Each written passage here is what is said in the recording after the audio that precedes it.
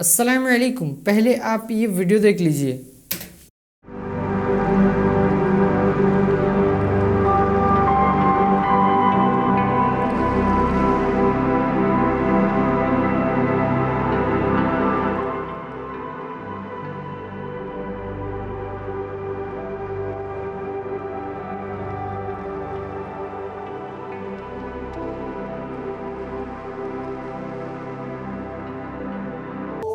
त्र्यंबकं यजामहे सुगंधिं पुष्टिवर्धनम् उर्वारुकम्। जी आका अलैहिस्सलाम ने इरशाद फरमाया कि मुझे तुमसे इस बात का तो खौफ है कि तुम मेरे बाद दुनिया में मुब्तला हो जाओगे, लेकिन इस बात का खौफ नहीं है कि तुम मेरे बाद शिर्क के अंदर लेकिन इस बात का खौफ नहीं है कि तुम मेरे बाद शिर्क के अंदर लेकिन इस बात का खौफ नहीं है कि तुम मेरे बाद शिर्क के अंदर लेकिन इस बात का खौफ नहीं है कि तुम मेरे बाद शिर्क के अंदर। अस्सलाम वालेकुम। कैसे हैं आप लोग? उम्मीद है कि आप सब खैर वाफिस से होंगे। तो मेरे भाइयों, यहाँ पे आपने वीडियो देखी जहाँ पे एक शेख अब्दुल कादिर जिलानी रहमतुल्लाह अलैह का मूर्ति बना हुआ है। मुझे वहाँ पे जो लोग थे उसमें से कोई मुसलमान नज़र नहीं आ रहे हैं, लेकिन मैं वहाँ इस वीडियो को दिखाने का क्या मकसद है वो आपको आगे पता चल जाएगा।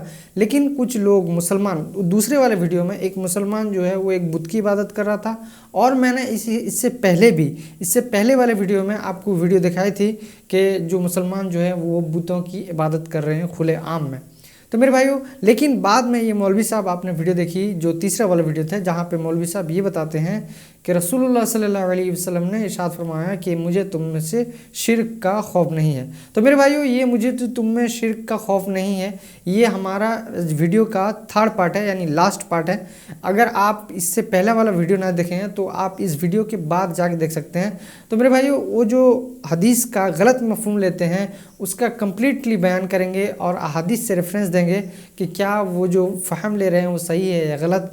आज फ़हम बताएंगे उसका इंजीनियर मोहम्मद मिर्ज़ा साहब। आप वीडियो कंप्लीट एंड तक ज़रूर देखिए ताकि आपको पूरी बात समझ में आए। बिना किसी ताख़ीर के अल्लाह के नाम लेके शुरू करते हैं।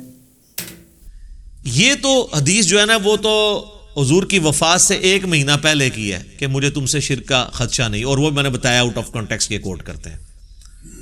हम आपको नबी इस्लाम की बीमारी के दिनों की फिर हदीस बता देते हैं, 5 दिन पहले की, 2 दिन पहले की, 1 दिन पहले की।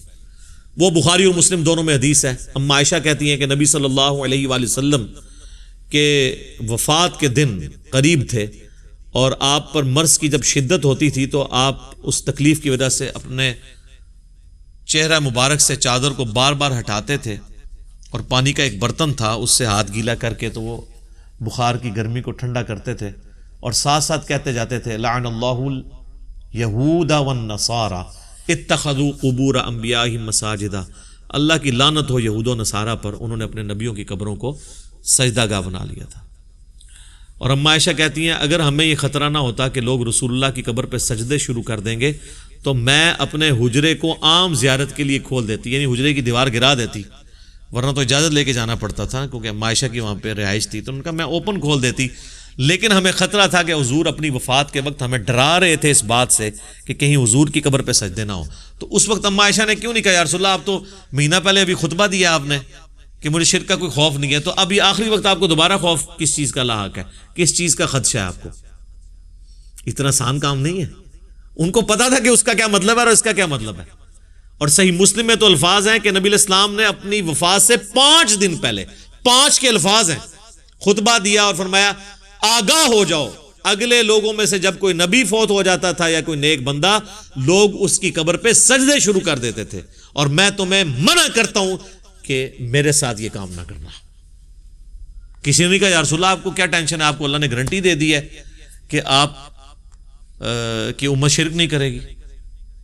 और फिर वफात के दिनों में मुस्नद इमाम अहमद में और अल-मुवत्ता इमाम मालिक में, मिशकात में भी हदीस मौजूद है, नबी इस्लाम दुआ किया करते थे अल्लाहुम्मा ला तजअल क़ब्री वसनन युअबदु, ऐ अल्लाह मेरी कब्र को ऐसा बुत ना बनने देना कि लोग उसकी इबादत करें।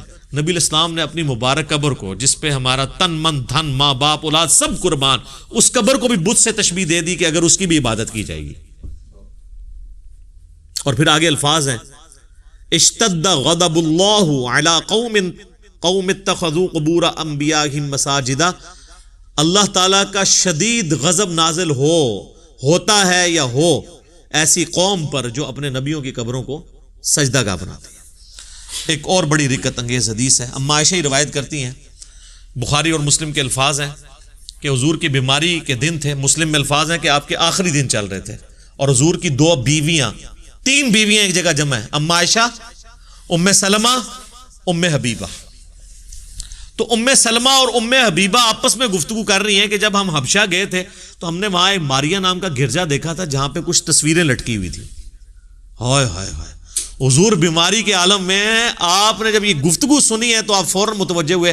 آپ فرمایا ان کی یہی تو خرابی تھی, جب ان کا کوئی نیک بندہ یا نبی فوت ہو جاتا تھا وہ اس کی قبر کے اوپر تصویریں لٹکا دیتے تھے اور پھر وہاں پہ سجدے شروع کر دیتے تھے. وہ لوگ قیامت والے دن بدترین مخلوق بنا کے اٹھائے جائیں گے جو اپنی نبیوں کی قبروں پر سجدے کرتے تھے اور وہاں پہ ان کی تصویریں لٹکاتے تھے. سر اس امت کو تو چھوڑ دیں, انہوں نے نبیوں کی تصویریں کیا لٹکانی ہیں, انہوں نے تو آپ جائیں مارکیٹ میں جا کے بزرگوں کی تصویریں خرید لیں اور باقاعدہ نام لکھیں یہ فلانا بزرگ ہے فلانا بزرگ ہے. چلو اس میں کچھ زندہ بھی ہیں, ان کو تو ہم کہہ سکتے ہیں یہ وہی ہیں. 800 سال پرانے بزرگوں کی تصویریں, وہ کہتے ہیں جی وہ خواب میں زیارت ہوئی ہے تو اس سے انہوں نے پھر نہ وہ نقشہ اس کا بنوا لیا. تو یار کتنے تابعین تبع تابعین اور بعد کے لوگ ہیں جن کو رسول اللہ کی خواب میں زیارت ہوئی ہے, انہوں نے تو کوئی اپنی یادداشت سے حضور کی تصویر نہیں بنوائی. یہ آپ کس طرف امت کو لے کے جا رہے ہیں؟ وَلِعَاذُ بِاللَّهِ تعالی. تو نبی صلی اللہ علیہ وآلہ وسلم نے اپنی امت کو اتنی واضح تعلیمات دیں کہ جس میں کوئی خدشہ نہیں ہے کہ کوئی شخص اس چکر میں پڑ جائے کہ وہ ان چیزوں کو ہلکا جانے, اور یقین جانے جو لوگ ہلکا جانتے ہیں پھر وہ اس کے اندر مبتلا بھی ہو جاتے ہیں, اور جو لوگ اس کے سینسٹیوٹی کو سمجھتے ہیں وہ پھر اس فتنے سے بچ بھی جاتے ہیں. میں اپنی گفتگو کو انکلوڈ کرتا ہوں اسی کانٹیکسٹ میں سورۃ الانعام کی آیت نمبر 82 اور اس کے کانٹیکسٹ میں بخاری و مسلم کی ایک حدیث ہے. سورۃ الانعام کی آیت نمبر 82 ہے, الذین آمنوا ولم یلبسوا ایمانہم بظلم اولئک لہم الامن وہم مہتدون. جو لوگ ایمان لے کر آئے اور ایمان لانے کے بعد اپنے ایمان میں شرک کی آمیزش نہیں ہونے دی. ایمان لانے کے بعد ایمان میں شرک نہیں آنے دیا, مرتد کے الفاظ نہیں ہیں, یعنی ایمان کے ساتھ شرک نہیں ہونے دیا, یعنی کلمہ گو مشرک نہیں بنے, وہ امن میں ہوں گے اور وہی لوگ ہدایت یافتہ ہیں. بخاری مسلم کے الفاظ ہیں اس حدیث کے کانٹیکسٹ میں. عبداللہ ابن مسعود کہتے ہیں جب یہ آیت نازل ہوئی ہم تو سب پریشان ہو گئے, کیونکہ ہم تو ظلم کا معنی لیتے ہیں گناہ, تو کون سا ایسا شخص ہے جو یہ دعویٰ کرے کہ مجھ سے کوئی بھی گناہ نہیں ہوتا, اور اللہ تو فرما رہا ہے کہ جو ایمان لانے کے بعد گناہ نہیں کرے گا وہی امن میں ہوگا. تو یا رسول اللہ ہمارا کیا بنے گا؟ آپ فرمایا اس سے مراد وہ گناہ نہیں ہے. آپ نے سورہ لقمان کی آیت نمبر 13 تلاوت کی, ان الشرک لظلم عظیم, بے شک شرک سب سے بڑا ظلم ہے. اب کسی صحابی نے کہا یا رسول اللہ وہ شرک تو ختم ہو چکا ہے, یہاں آپ شرک کیوں مراد لے رہے ہیں؟ کبھی ایسے ہو سکتا ہے کہ ہم ایمان لانے کے بعد بھی شرک کریں؟ کلمہ کو مشرک تو کوئی ٹرم ہی نہیں ہے, بس ایمان لے آئے تو آپ مسلمان ہو گئے, جو مرضی کرتے رہیے. اور حضور فرما رہے ہیں کہ شرک اس سے مراد ہے کہ ایمان کے اندر شرک نہ ملاوٹ کرے. تو آپ کو سمجھ میں آتی ہوگی بات. تو پھر اس لیے چونکہ صحابہ کو سمجھ تھی اللہ نے ان کو بچا لیا, بعد والوں نے سمجھنے سے انکار کیا تو وہ آپ دیکھ لیں کتنے دھڑلے کے ساتھ گھسے میں, اور وہ کہتے ہیں نہیں جی جناب وہ تو یہ کیسے ہو سکتا ہے, ایک مسلمان بھی اور بیک وقت مشرک بھی کیسے ہو سکتا ہے, دونوں چیزیں بیک وقت کیسے ہو سکتی ہیں؟ سر پھر اگر اس پہ جائیں تو پھر تو آپ پھنس جائیں گے. بخاری کی حدیث ہے کہ میرے ساری امت جنت میں جائے گی سوائے اس کے ایک جس نے انکار کیا. صحابہ نے کہا کہ کس نے انکار کیا یا رسول اللہ؟ فرمایا جو میری اطاعت کرے گا وہ جنت میں جائے گا, اور جس نے میری نافرمانی کی اس نے جنت میں جانے سے انکار کر دیا. تو یہ جو آپ لوگوں کو کہانیاں کراتے ہیں یہ پوری امت جنت میں جائے گی, تو حضور تو فرما رہے ہیں کہ جس نے میرا حکم ماننے سے انکار کر دیا, جس نے میری نافرمانی کی, جو امت کی اکثریت آلریڈی کر رہی ہے, یہ تو ساری جائے گی دوزخ میں. اون سامو پھر انکار تو کوئی نہیں کر رہا ہے, یہ تو بالکل واضح ہے نا. اب اس کی کوئی تعویل ممکن ہی نہیں ہے. تو میرے بھائی یہ جو کلمہ گو مشرک والا معاملہ ہے ادھر بھی آپ کہنا کہ یہ کیسے ہو گیا کہ جی ایک بندہ جو ہے وہ کلمہ بھی پڑھ لیا اس نے اور حضور کی نافرمانی بھی کرے گا, تو نہیں کر رہے.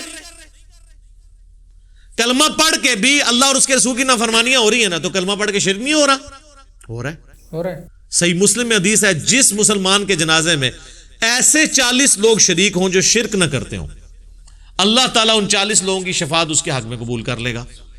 تو کسی نے حضور سے نہیں پوچھا یا رسول اللہ یہ آپ ایمبیگوس جملہ بول رہے ہیں, جنازہ تو پڑھتا ہی وہ ہے جو مسلمان ہو, ہندو نے تو مسلمان کا جنازہ نہیں پڑھنا آ کے, تو آپ یہ کیوں کہہ رہے ہیں؟ تو آپ کلمہ کو مشرک کو ہی کہہ رہے تھے. یعنی کچھ شرک کریں گے لوگ. بالکل واضح ہے. اسی طریقے سے ایک حدیث ہے مسند امام احمد میں بھی اور جامعہ ترمذی میں بھی، ہمارے صبح شام کے اذکار کارڈ میں بھی موجود ہے، بلو والے میں بھی ہے اور گرین والے میں بھی، فرض نماز کے بعد والے اذکار میں بھی اور صبح شام کے اذکار میں بھی، کیونکہ وظیفہ ایسا ہے اس میں بڑے زبردست الفاظ ہیں. کبھی اس کی طرف آپ کی توجہ نہیں گئی ہے کہ جو شخص فجر کی نماز پڑھنے کے بعد تشہد کی حالت میں بیٹھے بیٹھے 10 دفعہ پڑھ لے لا الہ الا اللہ وحدہ لا شریک لہ لہ الملک و لہ الحمد بیدہ الخیر یحیی و یمیت وہو علی کل شیء قدیر، تو نبی علیہ السلام فرماتے ہیں کہ اللہ تعالیٰ ہر بری چیز سے، ہر شیطانی وار سے اسے بچا لے گا اگر وہ فجر کے وقت پڑھ لے تو شام تک، اور اگر مغرب کے بعد پڑھ لے تو صبح تک، سوائے اس کے کہ وہ شرک کر جائے. یہ الفاظ ہے اس میں. شرک کر لے گا تو اللہ کا ذمہ اس سے اٹھ جائے گا. تو کسی نے نہیں کہا یا رسول اللہ جو لا الہ الا اللہ وحدہ لا شریک لہ پڑھ رہا ہے انہیں شرک کی تو کر لینا ہے. کلمہ کو مشرک کیسے ہو سکتا ہے؟ یہاں مرتد کے الفاظ نہیں، شرک کے. مرتد والا تو معاملہ الگ ہے، وہ تو آپ سارے مانیں گے کہ جی فتح مکہ پہ کئی لوگ مسلمان ہوئے جو نبی علیہ السلام کی وفات کے بعد سیدنا ابوبکر کے دور میں مرتد ہو گئے.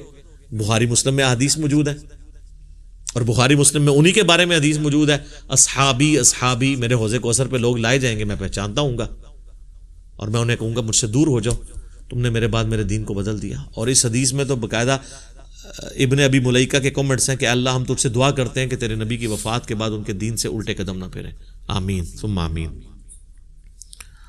اور ایک اور حدیث جو بخاری اور مسلم میں آتی ہے اس کانٹیکسٹ میں، اسے بھی یاد کر لیں کہ ایک عیسائی تھا، مسلمان ہوا اور سورۃ البقرہ اور سورہ آل عمران اس نے پوری حضور سے پڑھی، پیچھے کچھ رہ گیا، حتیٰ کہ حضور نے اسے اپنا کاتب وحی رکھ لیا، کاتب وحی لکھنے والا. لیکن پھر وہ جا کے دوبارہ عیسائی ہو گیا. آپ کے تحت تو اس نے کلمہ پڑھا تھا، مسلمان ہوا، کاتب وحی ہوا، تو اسے دوبارہ اب شرک کرنا ہی نہیں چاہیے تھا. عیسائی شرک ہی کر رہے ہیں نا، اللہ کو، عیسیٰ علیہ السلام کو اللہ کے ساتھ شرک کر رہے ہیں. اور اس نے وہاں جا کے یہ بکواس کرنی شروع کر دی کہ اس نبی کو تو کچھ نہیں آتا، جو میں لکھ دیتا ہوں وہی ہوتی ہے. نعوذ باللہ، نعوذ باللہ. یہ بات تو ٹھیک ہے کہ نبی علیہ السلام امی تھے، لیکن نعوذ باللہ یہ کہنا کہ آپ کو پتہ نہیں ہے، بڑی ذمہ داری سے آپ وہی لکھواتے تھے اور کراس پھر سن کے چیک کرتے تھے کہ کیا لکھا ہے. پھر ایک سے زیادہ کاتبین وہی تھے. اب چونکہ نبی علیہ السلام کی نبوت کے بارے میں اس نے یہ بات کی تھی تو اللہ کا معجزہ یہاں پہ ظاہر ہونا تھا، ورنہ تو نبی علیہ السلام کی نبوت ڈاؤٹ فل ہو جاتی لوگوں کی نظر میں. آپ نے فرمایا اس کو زمین قبول نہیں کرے گی. ہائے ہائے ہائے. جناب بخاری مسلم کے الفاظ ہیں، اسے جب زمین میں دفنایا گیا لاش باہر، زمین پھینک دیتی تھی. اگلے دن اور گہری قبر کھودی گئی، دفنایا گیا، لاش باہر. پھر لوگوں میں چیما گوئیاں شروع ہو گئیں کہ ہو سکتا ہے کہ حضور کے ساتھی نکال دیتے ہیں قبر باہر، اس کو لاش کو باہر نکالتا ہے. انہوں نے پھر تیسرے دن اتنی گہری قبر کھودی کہ جس کو کہتے ہیں نا پانی تک پہنچ کے، بس دفنا کے سائڈ پہ پھر قبر سے باہر لاش. چونکہ حضور نے فرما دیا تھا، یہ اللہ نے وحی کے ذریعے بتا دیا تھا کہ یہ آپ کے ساتھ جس نے غداری کی ہے نا، اسے دنیا میں عبرت کا نشان. اب وہ اس کی لاش پھر باہر رہی ہے، دفنا اسے قبر نہیں نصیب ہوئی. پھر تو وہ تو سورۃ البقرہ سورہ آل عمران اس نے پڑھی ہوئی تھی. آپ کا فارمولہ لگایا جاتا تو وہ تو اس کو کلمہ پڑھنے کے بعد اس کو مشرک نہیں ہونا چاہیے تھا. یہاں تو پھر بھی کو کہیں گے جی مرتد ہو گیا، تو میں نے جو بیچ میں کتنے دلائل دیے کہ کلمہ گو بھی یہ کام کر سکتا ہے. لہٰذا اس مسئلے کو سینسٹیو سمجھیں اور ایاک نعبد و ایاک نستعین کو فالو کریں. اس کانٹیکسٹ میں مجھے کئی اور باتیں کرنی ہیں، لیکن پھر اس ٹاپک کی لینتھ زیادہ ہو جائے گی. یوٹیوب پہ میری ایک ویڈیو ہے مسئلہ نمبر 3 دعا صرف اللہ ہی سے، وہ دیکھیں، جس میں میں نے اپنا ایک ریسرچ پیپر ہے دعا صرف اللہ ہی سے وہ پڑھایا ہے، شرک کے حوالے سے جتنے دھوکے دیے جاتے ہیں. اور ایک اور ویڈیو کچھ عرصہ پہلے ریکارڈ ہوئی ہے، وسیلے کے نام پر دھوکہ. ہم جب کبھی بات کرتے ہیں آپ غیر اللہ کو مدد کے لیے پکارتے ہیں، کہتے ہیں نہیں ہم توسل اختیار کرتے ہیں. تو میں نے اس میں بتایا کہ توسل الگ چیز ہے اور ڈائریکٹ پکارنا مدد کے لیے الگ چیز ہے. اور اس میں جتنے یہ وسوسے دیتے ہیں وہ میں نے سب کے سب ایڈریس کیے ہیں. بہرحال یہ اس دور کا ایک بڑے فتنوں میں سے ایک فتنہ تھا جو بخاری و مسلم کی حدیث کو لوگ مس یوز کرتے تھے اور مس کوٹ کرتے تھے، اپنے مطلب سے اس میں چیزیں اپنا لقمہ اس کے منہ میں ڈالنے کی کوشش کرتے تھے. میں نے کوشش کی ہے کہ اس حوالے سے سارے معاملات کو کلیئر کر دیا جائے. میرے بھائیوں، اپنی گفتگو کو کنکلوڈ کرتے ہوئے میں وہ آیت ضرور کوٹ کروں گا جس میں اللہ تعالیٰ نے کیٹاگوریکل ایک ورڈکٹ دی ہے انسانیت کے حوالے سے. وہ ہے میرے بھائیوں سورہ یوسف کی آیت نمبر 106. وَمَا يُؤْمِنُ أَكْثَرُهُمْ بِاللَّهِ إِلَّا وَهُمْ مُشْرِكُونَ. اور لوگوں کی اکثریت اس حال میں اللہ پر ایمان لاتی ہے کہ وہ ساتھ شرک بھی کر رہے ہوتے ہیں. اب اس میں اللہ تعالیٰ نے یہ نہیں فرمایا کہ کافروں کا ذکر ہے، بلکہ وہ ایمان تو اللہ پر لا رہے ہیں، اللہ کو مان رہے ہیں، لیکن اللہ کی نہیں مان رہے جیسا کہ ماننے کا حق ہے. تو یہ آیت بھی اس چیز کا ثبوت ہے کہ ایمان کے باوجود بھی انسان اس گمراہی میں پڑ سکتا ہے کہ وہ پیرلل میں شرک بھی کرتا رہے. اللہ تعالیٰ ہمیں اس عظیم فتنے سے محفوظ فرمائے اور ہمیں اپنے محبوب صلی اللہ علیہ وآلہ وسلم کی تعلیمات پر عمل کرنے کی توفیق عطا فرمائے. آخر میں بڑی عاجزی کے ساتھ آپ سب سے ریکویسٹ کروں گا کیا کہ مرنے سے پہلے اے مسلمان کر لے اس پہ غور، کتابوں کا خدا اور ہے، بابوں کا خدا اور. تو میرے بھائیو، امید ہے کہ آپ کو یہ ویڈیو پسند آئی ہوگی اور بات سمجھ میں آئی ہوگی.